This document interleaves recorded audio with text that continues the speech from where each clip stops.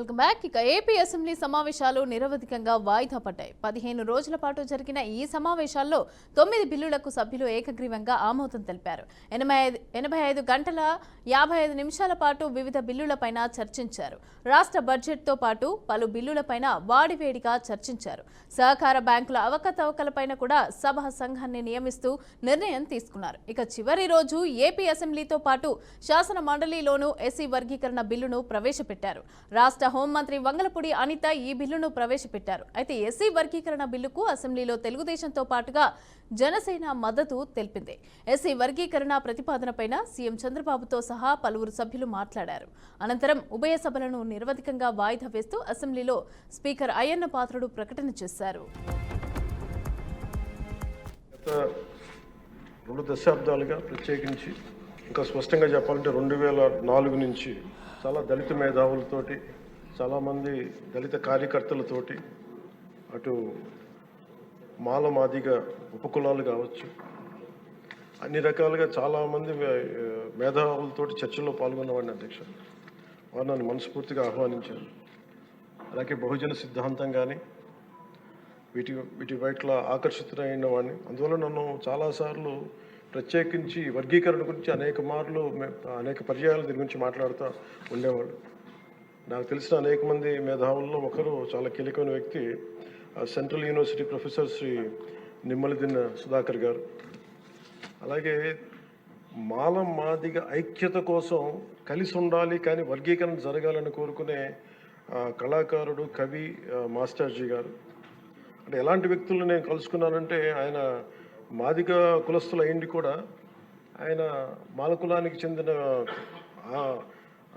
ఆంధ్రాకి చెందిన మాలకులానికి చెందిన వ్యక్తిని పెళ్లి చేసుకొని మాదిగ ఐక్యత ఉండాలి కానీ వర్గీకరణ జరగాలని ఇలాంటి ఎన్నో ఆర్గ్యుమెంట్స్, ఎన్నో రకాల అభిప్రాయాలు ఉన్నాయి. వీటన్నిటి మధ్యలో మేము ఒక బలంగా దీన్ని తీసుకున్నాం అధ్యక్ష. ప్రత్యేకించి రిజర్వేషన్స్ కానీ చాలా డిస్కషన్స్ ఉండేవి ఆ టైంలో.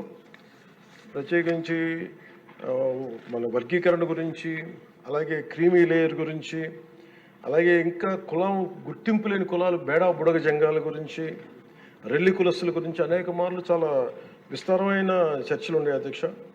కానీ ప్రత్యేకించి ముఖ్యంగా అంటే ఉదాహరణకి దళితులు ఎలాంటి గొప్ప మేధావులను కలుసుకున్న నిమ్మలదిన్న సుధాకర్ గారు వారు చెప్పింది, ఆయన స్వతహాగా దళిత కులానికి చెందిన మాల కులస్తులు అయింది కూడా అసలు దళితుల కంటే వెనకబడ్డ యానాదుల కులం గురించి ఆయన రీసెర్చ్ చేసి వారికి నిలబడాలి అని చెప్పి చాలా ముందుకు తీసుకెళ్లే వ్యక్తి అధ్యక్ష.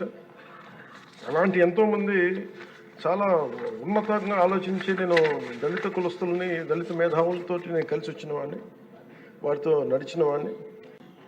గత 2 దశాబ్దాలుగా ప్రత్యేక ఆ రోజుల్లో కృష్ణా మాదిగలకు అన్యాయం జరిగింది, మాదిగ పేరు చెప్పడానికి కూడా చాలామంది ఇదవుతున్నారనే ఉద్దేశంతో మాదిగ దండోరా అని ఒక ఆర్గనైజేషన్ పెట్టి పెద్ద ఎత్తున ఉద్యమం చేశాడు.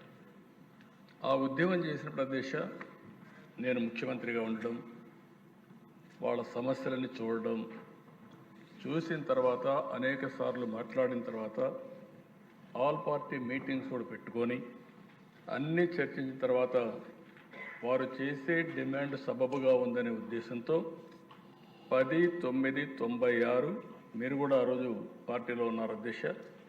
ఆ రోజు జస్టిస్ రామచంద్రరావు కమిషన్ వేసాం. జస్టిస్ రామచంద్రరావు కమిషన్ వేస్తే వీరు రాష్ట్రం అంతా తిరిగి మొత్తం అధ్యయనం చేసి మాల సామాజిక వర్గం, మాదిగ సామాజిక వర్గం, ఆది ఆంధ్ర, అదే మరిగా వీళ్ళందరి రెల్లి ఇవన్నీ కూడా చూసిన తర్వాత 4 కేటగరైజేషన్ కింద ABCD కేటగరైజేషన్కి ఆ రోజు మొగ్గు చూపించారు అధ్యక్ష. 28/5/97న వారు రిపోర్ట్ ఇచ్చారు. ఆ రిపోర్ట్ని బేస్ చేసుకుని మార్చి 98లో national commission for SC scheduled caste కమిషన్కి పంపించాం. అది కూడా వాడు కన్సల్ట్ ఇవ్వాల్సిన పని లేదు, ప్రభుత్వం కన్సల్టేషన్ చేయాల్సిన బాధ్యత ఉందని చెప్పి ఆ రోజైతే పంపించాం. అది అయిన తర్వాత జూన్ 1999లో ఆర్డినెన్స్ ఇష్యూ చేశాం. 2/5/2200లో ఆ రోజు యాక్ట్ కూడా తీసుకొచ్చాం. అది కూడా మీరు చూస్తే ఏదైతే rationalization and reservation act 2000 Andhra Pradesh scheduled caste అని చెప్పే యాక్ట్ కూడా